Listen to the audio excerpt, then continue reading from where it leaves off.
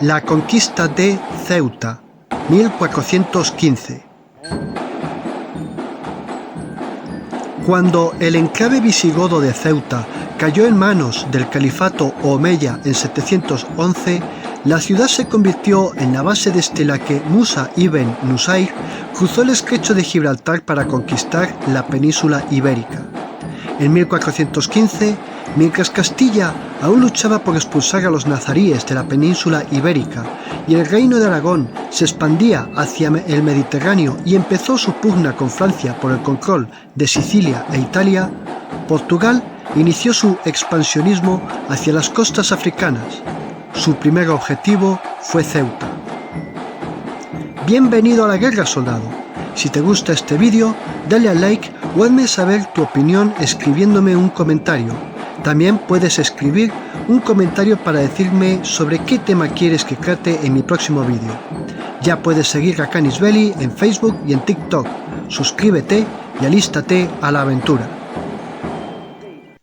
Aunque la localización de Ceuta es privilegiada y muy estratégica, después de su conquista a los visigodos por el califato omeya y después de ser usada como la base militar en la que los musulmanes dieron el salto a Europa cruzando el estrecho de Gibraltar, en 740 la ciudad fue destruida. Las ruinas permanecieron abandonadas hasta el siglo IX, cuando el califato de Córdoba se instituyó en la península ibérica y en territorios del norte de África.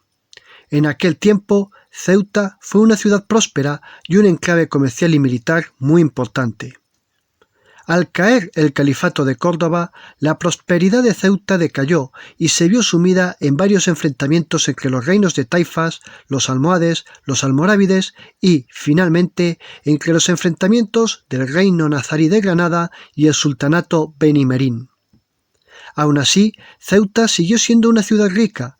Tenía comercio con el Levante, Egipto y Siria. Era el refugio de piratas bereberes que asaltaban las costas ibéricas y en el mercado de Ceuta se vendían el botín de los asaltos y, sobre todo, las esclavas cristianas capturadas durante los ataques, que en su mayoría terminaron en los harenes de los nobles y los ricos. El reino nazarí de Granada y el sultanato benimerí se hallaban en guerras constantes. Mientras los musulmanes se batían entre sí, el rey Juan I de Portugal llevaba desde 1409 deseando expandir el territorio portugués en África. Pero para empezar, necesitaba una plaza militar y comercialmente estratégica que favoreciera sus planes. Ceuta reunía todas las cualidades que buscaba. Militarmente, le permitiría tener el control del estrecho de Gibraltar y bloquear el paso o interceptar cualquier flota enemiga. Económicamente, era la puerta que unía Europa con África y con la vía comercial que llegaba desde Oriente. Además, Ceuta ofrecía una defensa natural que dificultaba el desembarco de las naves enemigas. Cuando hay fuertes corrientes de viento o se generan tormentas, se forman unos peligrosos remolinos marítimos que son letales para cualquier embarcación que se aventure a navegar en las aguas que rodean la península de La Almina y de la costa sur de la ciudad. Pero para comenzar a materializar sus planes, el monarca portugués primero debía asegurarse de que Castilla no aprovecharía su campaña para atacarle por la espalda. Por ello, Juan I firmó un tratado de paz con Castilla en 1411, poniendo fin a la rivalidad entre ambos reinos, después de que Portugal consolidara su independencia en la batalla de Aljubarrota de 1385. Durante años, Juan I estuvo recibiendo información detallada y bien actualizada de lo que estaba sucediendo en Ceuta, gracias a los comerciantes y a los espías portugueses diseminados por la ciudad. Los preparativos de la campaña militar fueron costosos y se hicieron en secreto. No se subieron los impuestos y no se incautaron materiales para no levantar sospecha. La corona administró de forma austera para poder ahorrar de forma secreta. Toda esta gestión exitosa la llevó a cabo el tesorero del reino, João Alfonso de Albuquerque. En 1411 los nazaríes y los benimerines se hallaban en guerra. Los benimerines desembarcaron en Gibraltar y trataron de adueñarse de la fortaleza, pero aquella incursión resultó fallida. Por su parte, como respuesta, los nazaríes trataron de instigar una infructuosa revuelta en el corazón del sultanato benimerín. La flota se formó solicitando buques extranjeros como préstamos, mientras que el almirante portugués Carlos Pesaña se encargó del arreglo y construcción de 30 galeras. En total, la Armada portuguesa reunió una flota de 212 barcos, 153 de vela y 59 de remo. Juan I le explicó a sus hijos sus planes de expandir los territorios del reino, y los 3 príncipes secundaron los planes de su padre. El príncipe heredero, Eduardo, se encargó de los aspectos judiciales, mientras que sus hermanos Pedro y Enrique el Navegante fueron los encargados del reclutamiento del ejército. Los principales lugares en donde se concentraron a las tropas fueron en Lisboa y en Oporto, reuniéndose cerca de 50.000 hombres. Se nombró un embajador portugués falso que supuestamente iría a Sicilia para presentarle a la regente de Sicilia, Blanca I de Navarra, una propuesta de matrimonio con el príncipe Pedro, que había sido rechazada.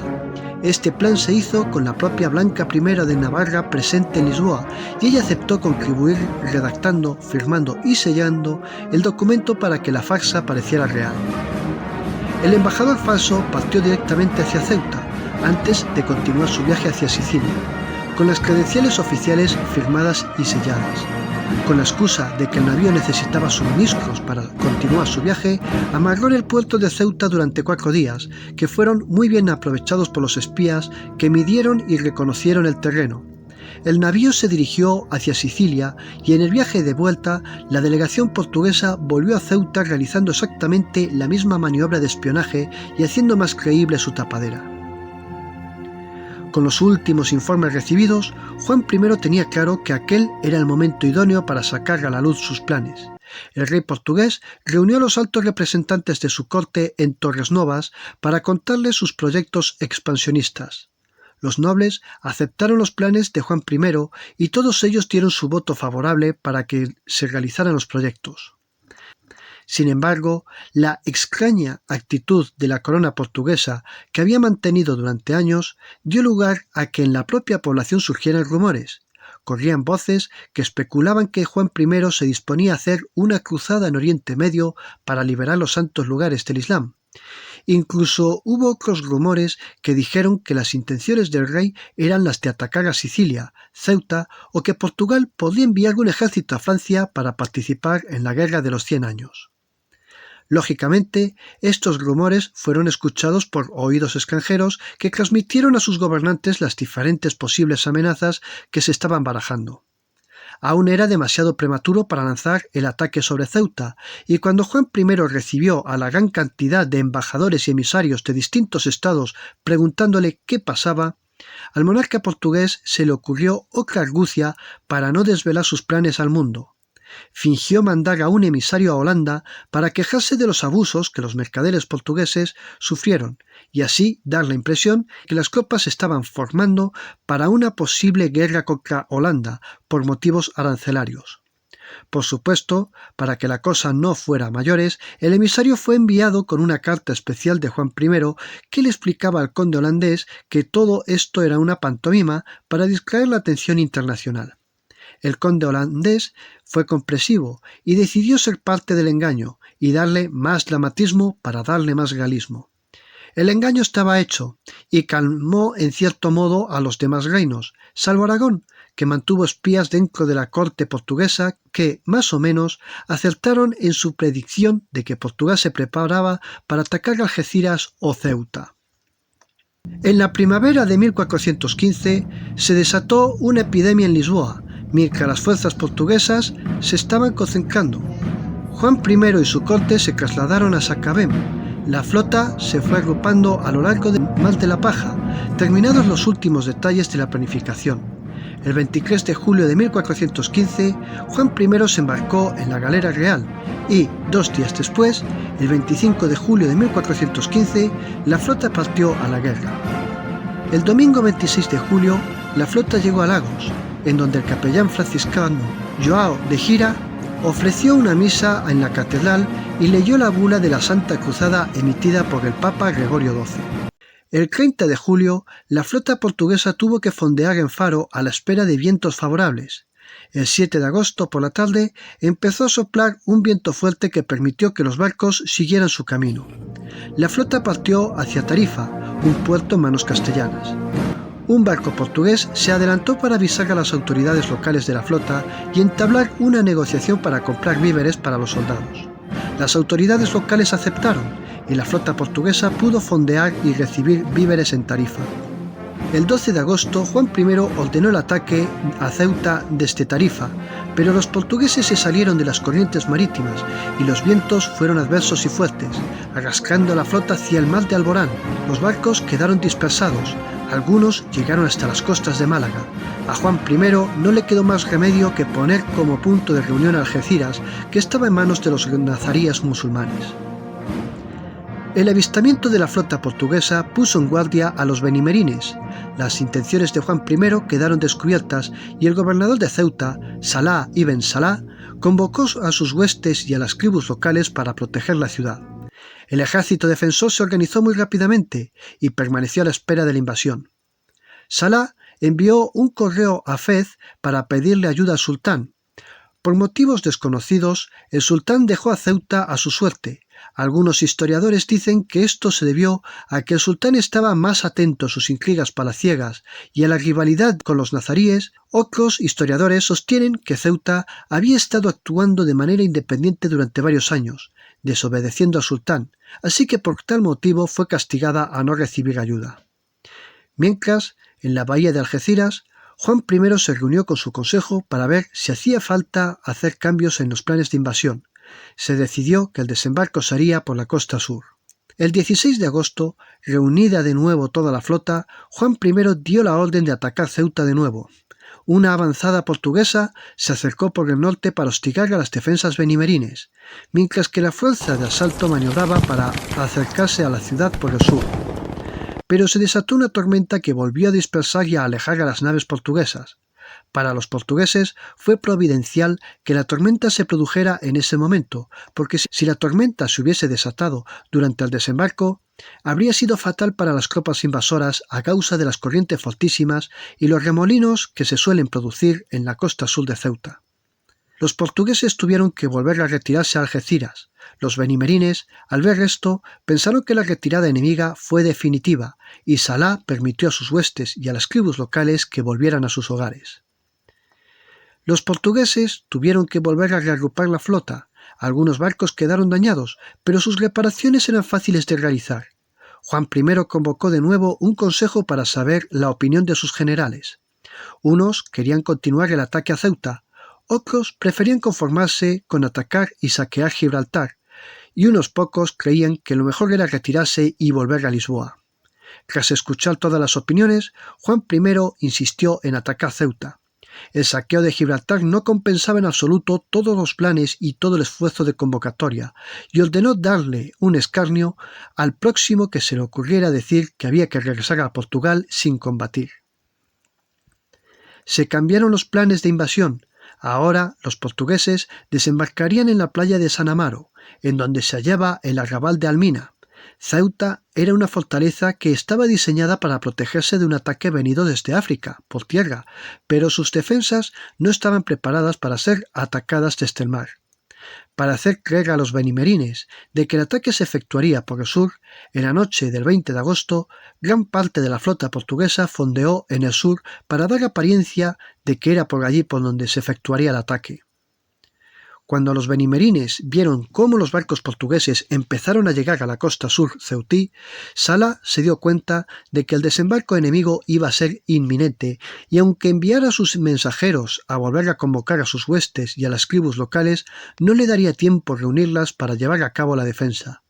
El gobernador de la ciudad optó por ordenar que se iluminaran mucho las murallas, además de que se doblara la guardia, para dar apariencia de que Ceuta estaba repleta de soldados y que sus habitantes no temían para nada a la fuerza invasora.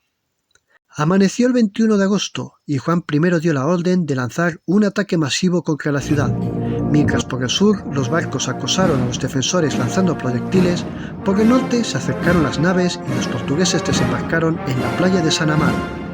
cuando el rey portugués quiso embarcar en uno de los navíos para desembarcar y guiar a sus tropas en tierra, se lesionó una pierna y tuvo que delegar en su hijo Enrique para que comandara sus fuerzas en tierra. La ciudad estaba preparada para resistir un ataque desde tierra, pero no para un desembarco. Para evitar que los cristianos pudieran hacerse con Almina y establecer una cabeza de playa en la que todo el ejército portugués pudiera desembarcar y hacerse fuerte, Salah hizo que saliera un contingente de defensores a la playa para rechazar el desembarco. Se produjo una lucha intensa. Los benimerines eran demasiado pocos para contener a la gran fuerza que se les echaba encima, y la lucha culminó con la huida de los defensores hacia la puerta de Almina. Los portugueses aprovecharon el caos de la desbandada benimerín para perseguirlos y matar a todo enemigo que caía en sus manos. El desorden fue tan grande que los defensores no tuvieron ocasión para cerrar y trancar la puerta de Almina. Cerca de 500 portugueses, guiados por el infante Enrique, habían entrado en el arrabal. Tras una corta pero desesperada lucha, los defensores salieron huyendo. Fue entonces cuando los portugueses se organizaron en dos grandes columnas para avanzar por la ciudad.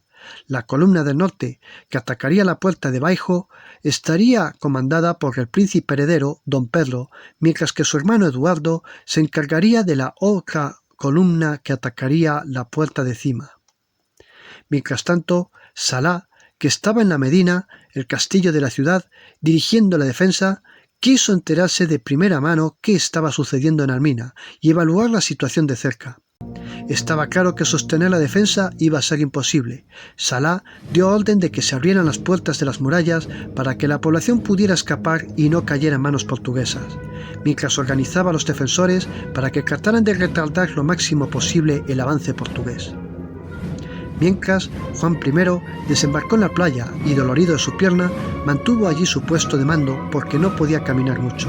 Salah se retiró a la Medina con vanas esperanzas de que pudiera haber una oportunidad de mantener la resistencia en la fortaleza. El combate urbano fue encarnizado y en un momento dado se extendió el rumor que el infante Enrique había muerto en batalla porque nadie le localizó. Al llegar esta noticia al puesto de mando de Juan I en la playa de San Amaro, el monarca portugués contuvo las lágrimas y dijo: «Tal es el fin que los soldados deben esperar». Al caer la tarde, los benimerines se refugiaron tras las murallas de la ciudadela. Ambos bandos estaban agotados y cesaron los enfrentamientos. Aunque la ciudad estaba ya perdida, los benimerines lograron su objetivo de que los civiles pudieran salir de la ciudad. Mientras tanto, los portugueses se reagruparon y se descubrió que el rumor de la muerte del infante Enrique fue falso. En realidad, don Enrique fue herido en combate, pero siguió guiando a las fuerzas en la vanguardia. Por la noche, Salah ordenó a sus fuerzas que abandonaran la Medina. La ciudad había caído, los benimerines no disponían de fuerzas para efectuar la defensa y era inviable luchar para conservar la fortaleza. Salah supuso que este ataque se limitaría al saqueo y que los portugueses abandonarían la ciudad con el botín. Pero se equivocó, esa no era la intención portuguesa. Mientras que los portugueses arrojaron los cadáveres de los benimerines y los habitantes de Ceuta al mar por orden de Juan I para evitar que se extendieran las enfermedades, y los soldados procedieron al saqueo de la ciudad. Al amanecer del día siguiente, los portugueses iniciaron el día preparándose para la batalla, con el cansancio acumulado del día anterior y con la idea de que aún quedaba por delante un día difícil para tomar la fortaleza. Pero no hallaron resistencia cuando entraron en la ciudadela. Al contrario, las tropas portuguesas encontraron que tres mercenarios cristianos que se colaron en la Medina durante la madrugada les abrieron las puertas una vez que cogieron su parte del botín. El pendón de Lisboa se izó en una de las torres del castillo. Ceuta había sido conquistada por los portugueses. La mezquita fue sacralizada y en ella se celebró una misa. Más tarde, en uno de los minaretes de la mezquita se descubrieron dos campanas de la Catedral de Lagos que fueron saqueadas por los musulmanes en una de sus incursiones costeras. Juan I convocó de nuevo a su consejo. Su idea era ocupar la ciudad definitivamente y estaba por verse a quién dejar como gobernador para que conservase la plaza en manos portuguesas. En el consejo hubo una amplia mayoría que se conformaba con el botín y volver a Lisboa. El conde de Viana, Pedro de Meneses, se presentó voluntario. El padre del conde de Viana se posicionó en contra de Juan I en la última guerra contra Castilla. Para Meneses fue la ocasión perfecta de hacerse valer ante el rey, ganarse su confianza y cerrar las posibles rencillas que Juan I tuviera contra su familia. El monarca portugués aceptó que Meneses fuera nuevo gobernador de la ciudad. Muchos pusieron en duda la fiabilidad de que Meneses fuera capaz de sostener la permanencia de Ceuta al reino de Portugal, por tener pocas fuerzas, a lo que Meneses, recién nombrado gobernador, levantó su bastón de mando diciendo: «Con este palo me basto». Dicho bastón de mando se exhibe a día de hoy. Está en manos de la imagen de la Virgen de África, una imagen que donó el infante Enrique en 1421 y que actualmente se encuentra en el santuario de la Virgen de África en Ceuta. Junto con la ciudad, Juan I incluyó a la isla Perejil como propiedad de la jurisdicción ceutí en el tratado por el que se reconoció la toma portuguesa de Ceuta. Tanto la ciudad como la isla de Perejil permanecieron en manos portuguesas hasta 1668, cuando el gobernador ceutí se negó a prestarle juramento a Portugal para ser integrada a España. En 1675, la dinastía alauí centralizó el poder en Mequinez y nació el Reino de Marruecos. Ceuta y la isla de Perejil llevaban en manos españolas 7 años antes de que naciera Marruecos. Por lo tanto, las reclamaciones marroquíes que dicen que Ceuta y Perejil son suyas porque España se las arrebató son falsas. Ceuta y la isla de Perejil ya eran españolas antes de que naciera Marruecos. Si te ha gustado este vídeo, dale a like o escríbeme en un comentario qué te ha parecido. También puedes escribirme sobre qué tema te gustaría que hablase en mi próximo vídeo. Alístate a mi canal si no lo has hecho ya y ayúdame a mantener mi canal compartiendo el contenido de Canis Belli. Un saludo y que todo vaya bien.